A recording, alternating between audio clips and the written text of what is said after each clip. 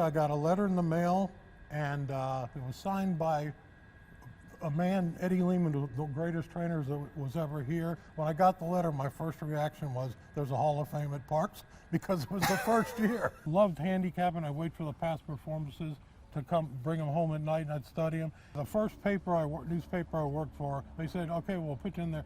Lou Wolfson, who owned the firm, Harbor View Farm, he owned the Miami Beach Sun. And he said, okay, you can handicap in the box. And for a while, Lou Wolfson's son, Marty, who became a trainer, was in the handicapping box too. Yep. And the first meeting I handicapped at Tropical, I actually beat everybody.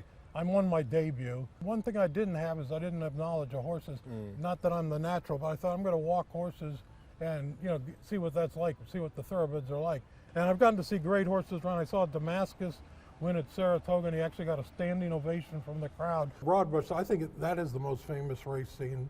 And what he did, what he came in the stretch on a sloppy track with Angel Cordero, he bolted to the outside fence. And the question at that time was, is he going to go over the fence and get a hot dog and a beer, or is he actually going to finish the race? Well, Cordero straightens him out near the outside fence. Here he comes again, and he gets up and wins. Picture this time of the morning when you're during training hours, and you've got thousands of people here. People that don't know where the eighth pole is, and some have never seen a horse race, but the magic and allure of Smarty Jones, he absolutely put Pennsylvania racing on the map. We're in front of the 7 because, first I'll just start off, Ann Smart Dancer won 3 stakes here, and one of them, she was number 7, I recall that. My father was retiring, he decided, might breed a couple horses. So we picked one out, and we sent her out to Mark Reed and said, this is a good looking horse like that. I think, okay, well, so far so good. During that period, my wife, the mother of my children, had cancer in May of that year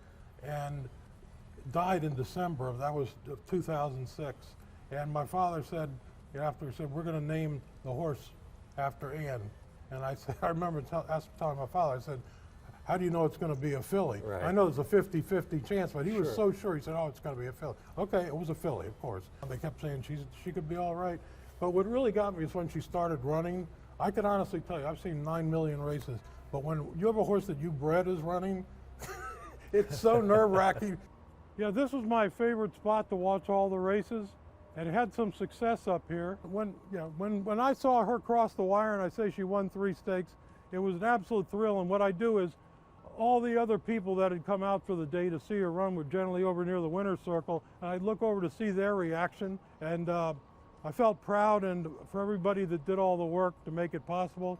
Frankie Pennington rode her, Butch Reed trained her, and it just made it a tremendous experience.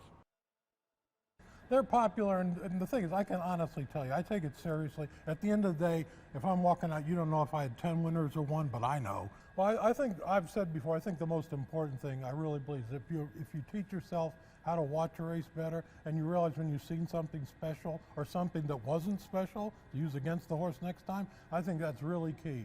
The other thing is, I believe everybody who's taken the game seriously should save charts. The charts will tell you everybody that was in the race, how the race shaped up, and they're invaluable. Luckily for me, since I call charts for Equibase and I handicap, to me that's a combination. It's like something I'd be doing anyway. Let's talk about your selections. The 2023 Derby, you did something a little unique, and you gave it out publicly. Yes, it was on the sheet. I had Mage, I think he paid 15 or 16 to 1. The Exacta was cold, came back over $300 for $2. For $2. Yeah, and that might have been my greatest selection ever, because it's the Kentucky Derby. Sure. You do that in the second half of the double, that's one thing, but when you do it in the Derby, and that makes me realize that this Derby coming up, there's no way that's going to happen again. The first Friday in May? That's when the sheet is available? It'll Full be here. cart selections and the Parx selections. Yeah, and hopefully we'll get close to as lucky as we got last year.